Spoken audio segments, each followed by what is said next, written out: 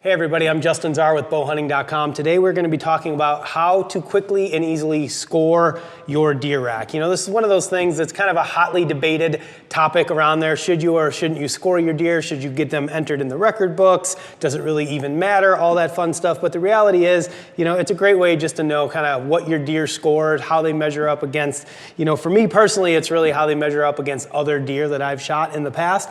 So I picked a pretty easy rack. This is just a typical 8-pointer that I shot a couple years ago, European mount here. You know, I picked this one because, like I said, it's going to be a pretty easy, straightforward scoring job on this. So when you look at scoring deer, or when you look at just talking about deer antlers in general, there's a couple terms that get thrown around a lot that maybe not everybody understands. And one of them is the reference to the G point, right? G1, G2, G3. You hear guys say that a lot, like, oh, look at the G1s or the G2s on that particular deer. And what that comes from is actually the Pope and Young scoring system along with the Boone and Crockett scoring system. And the way that they refer to the tines is by a number. So your G1 tine is going to be your brow tine, your eye guard, whatever people want to call them. This is going to be your G1, and then you're just going to count your way out. G2, G3. If this was a 10-pointer, you'd have maybe G4s.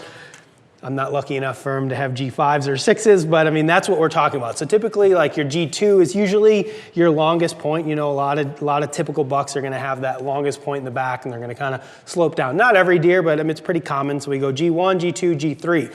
Then we talk about circumference measurements, which is the distance around the antler, and those are your H measurements. So again, same concept applies. Your H1 is going to be your base, and then your H2, H3, and H4 as you work your way out on the antler. Now, every deer, when it gets scored, is going to get all of the points scored, so all of your G length measurements. Your H measurements, which is your mass measurements or your circumference, you're going to get 4 measurements per side, regardless of how many points your deer has. So on this particular deer, it's going to be base in between this tine, in between these tines, and then it's going to be out here on this main beam, and I'll show you guys how to do that. So essentially what you're doing when you're scoring a deer is you're totaling up the circumference measurements of the antlers, the mass, the length of the tines, and then you're adding in the spread, the inside spread between the antlers. And that's gonna give you your gross score. Now, when we talk about gross score versus net score, again, hotly debated topic, but the gist of it is a gross score is gonna be the gross measurements all added together. Your net score is gonna subtract what they call deductions. And the deductions are the differences in side to side measurements. So if this tine here, let's just say, is 6.5 inches, and this one is 7 inches over here, you have a 1/2 inch difference. So that's going to be a 1/2 inch deduction off of your gross score to get to your net score. Your net score really only counts if you're going to enter your animals in the record book. If you're just talking to your buddies or posting online generally about what a deer scores, most people are referring to the gross score, which is just the overall measurements of the deer. So, you know, when I'm scoring an animal, there's a couple things that you're going to need to have. Number one is a tape measure. I prefer personally to use a flexible tape measure. You can see mine's actually got some old blood dried on it from measuring a deer at some point in time. You can pick these up at pretty much any hardware store or Walmart or something like that. They're like $1 or $2. You can buy one of these flexible tape measures. If you don't have one of these, what you can do is you can use like a piece of string, a little piece of yarn, something like that, and you can actually just take your measurements, mark where you need to measure, and then lay that out and use like an actual tape measure, like a steel tape measure. It's a little bit more work, obviously, to do it that way, but if you don't have a flexible tape measure, that kind of works in lieu of that. If you go to a lot of the professionals that do this for Pope and Young and Boone and Crockett, that's kind of how those guys will do it. They usually have a piece of like a steel cable that they use with like an alligator clip, and then the alligator clip the end of it, then they'll lay it down flat and measure it, because that's probably the best way to get the most exact measurement. But again, for what we're doing, we're talking about posting online or sharing measurements with your friends and family. A flexible tape measure like this one works great. The other thing to note is that when you're doing your measurements, you're going to go to the nearest 1/8 of an inch. That's how the scoring system works. So you're going to go, instead of saying 6.5, it's going to be 6 4/8. So we're going to actually keep track down to the 1/8 of an inch. So flexible tape measure, for me personally, I like to print out one of the Pope and Young official score sheets. that I can write my stuff down in. I'm kind of old school that way. There's a lot of apps that you can use on your phone to put the measurements in, but I don't know, something about just writing it down on a piece of paper. If I don't have one of these available, I'll just jot it down on a notepad, and of course, some coffee, because, well, can't really do anything unless you have coffee in you, especially when you're in your 40s now. So let's get started on this deer. So for me personally, I usually go one side at a time. So I'm gonna usually do the right side first because that's the one that's closest to me. Now again, we already talked about what measurements we're gonna take. We're gonna do circumference, we're gonna do length of our tines, we're also gonna do our main beam measurement. And this is one of the ones that people have a lot of questions on. When you're measuring your main beam, you're gonna start at the back of the antler. So you're gonna start at the base on the back of this antler, and you're gonna actually trace around the antler on the outside, and you're gonna run all the way to the tip of this main beam here. So you're taking your measurement on the outside, starting at the base, running around the outside of the antler. So all I'm gonna do is basically lay my tape measure down on here, and this is why you need a flexible tape measure, because you need this thing to bend. And again, guys, we don't have to worry about it being perfectly exact. If you're off a smidgen here or there, it doesn't matter. We're just trying to get a general idea of the score of one of these animals. So on this particular one, what you'll be able to see here is we've got 21 and 5/8. So we're just a little bit over 21 and a half. So 21 and 5/8 on the right main beam. So all we're gonna do now is we're gonna take our score sheet, we're gonna write this down, length of main beam on the right antler, 21 and 5/8, okay?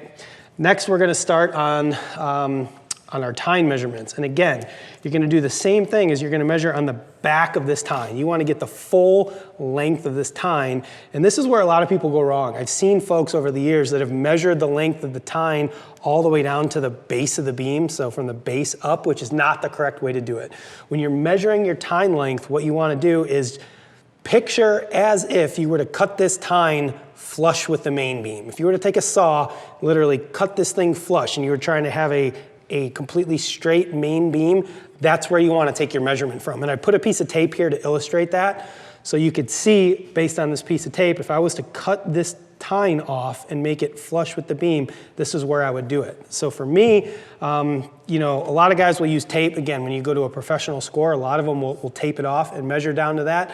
A lot of guys will just take a pencil and just draw it in there, because you can easily just erase it right off the antler. It's not going to leave a permanent mark. Don't use a Sharpie to do this. Tape works great, so I'm just going to put it at the base of this tape. Again, I'm going to run it around the outside of this tine because we want to get the full length, and we're going to go again to the closest 1/8 of an inch. This one happens to be 6 and 4/8. So just for example, this is again our G3. We go G1, G2, G3. So you're going to see on your score sheet G3, length of the third point. So we've got 6 and 4/8, and then we're gonna repeat that measurement. I don't need to do it for purposes of this video, but you're gonna do the same thing. You're gonna do it on this little teeny brow tine here, G2, G3. Again, if your animal has more points, just keep measuring until you get them all and fill this sheet in. Once we're done with our G measurements, which is our tine length, we're gonna go to our circumference. This is another one that a lot of people have questions on, and I see a lot of people do wrong. So when you're measuring the base, you're not measuring the actual pedicle, so this kind of flat piece that jets out here, like you're not measuring around that, you're measuring around the actual base itself. And anytime you're taking a circumference measurement, you wanna measure the smallest point between these two tines. You don't wanna measure directly in the middle or close to one end or another end. Every antler is a little bit different, but most antlers, and let's see if we could show this on this particular deer, you know, he's actually pretty good about maintaining his mass kind of through here, but a lot of times it will be a lot thicker, kind of closer to the tines, and then thinner in the middle. You want to find that thinnest spot, and that's where you're taking your measurement from. Don't fudge it and lie and take it at the thickest spot in between there. So you want to go on the thinnest spot, which on this particular deer is probably right about there. So again, this is where having a flexible tape comes in handy. We're gonna go around, and he is, on that one, he's just shy of 4 inches. So you can see he's like 3 7/8 is the mass measurement in between here. So Again, H1, H2, this is our H3 measurement. As I said, every deer, regardless of the number of points, gets an H4 measurement. A lot of guys have question on these 8-pointers, where do you take that H4 measurement, right? How do I decide where on this beam? Because obviously out at the tip is the smallest. When you're measuring from the last point to the end of the beam, you want to measure this distance from the point to the end of the beam and then cut it in half, and that's where your measurement is going to be taken. So you're not taking it right here or all the way out the end. This one here is actually right in the middle. So what I would do, and again, I'm ballparking this, guys. This isn't an exact science by any means, but we can see he's just about 9 inches from this tine to the end of the beam. So what I'm going to do is go to that 4.5 inch mark, which is essentially right here. In a lot of cases, I will have a pencil with me. Well, I'll mark that. And then I'm going to do my 4th H measurement, which in this case is like 1.5 inches. That's the problem with these 8-pointers. That last H measurement when you're an 8-pointer usually is pretty small, but hey, it is what it is. So one other thing to cover, if your deer has got sticker points or drop tines or extra points or anything like that, you're gonna measure those points the same way that you measure the length of this tine from the beam. You're gonna imagine, let's say he had a sticker point. He's got a little teeny one kind of coming off his base here. This isn't long enough to actually score. They need to be 1 inch long in order to score. But assuming this was 1 inch long, I would imagine, where would I cut this thing so that it's flush? If I was to cut it off and just leave the main brow tine, where would I cut it?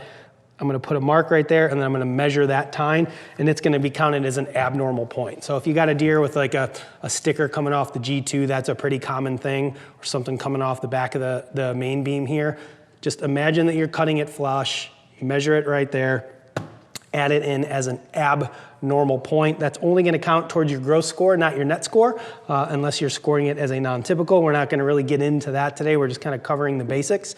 The last thing we gotta go over is gonna be your inside spread measurement.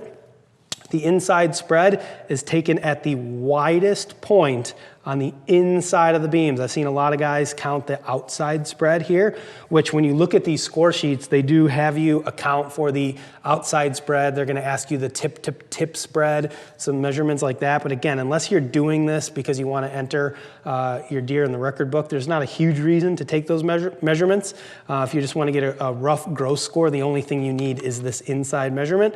And again, it's gonna be the widest point. So what I like to do is kind of just hold it in there, and then I'll move it around like this and just kind of keep an eye and say, okay, where is the widest point? It's probably somewhere right in there. This deer happens to be about 17 5/8, give or take, on his inside spread. So, you know, depending on how your deer antlers are shaped, this one's a pretty symmetrical, pretty standard 8-pointer. But if he's got a tine, or I'm sorry, a main beam that kind of comes out wide on this side, like the widest point may not be right here. It may be somewhere out here. So just move your tape measure around and so you get that widest point. Write that down, and then when you're done, you're just gonna total all those measurements up. You're gonna take the sum of your tine length, your circumference, and your inside spread, and any abnormal points. You're gonna add them all together, and that's going to give you your total gross score. This particular deer, it's been a few years since I shot him and scored him, but I think he was somewhere 131, 132, something like that. Would have been a little bit better if he had some good brow tines on him. But, you know, it is what it is. I'll take a 130-inch 8-pointer any day of the week. I shot a lot of these in my life, and I enjoy it. So that is your very quick tutorial on how to score a deer rack. If you guys have any questions, comments, concerns, anything you want to know or clarify or whatever, if you think I did something wrong and you want to chime in, feel free to leave your questions and comments below. We'll do our best to answer them. And as always, thanks for watching, guys.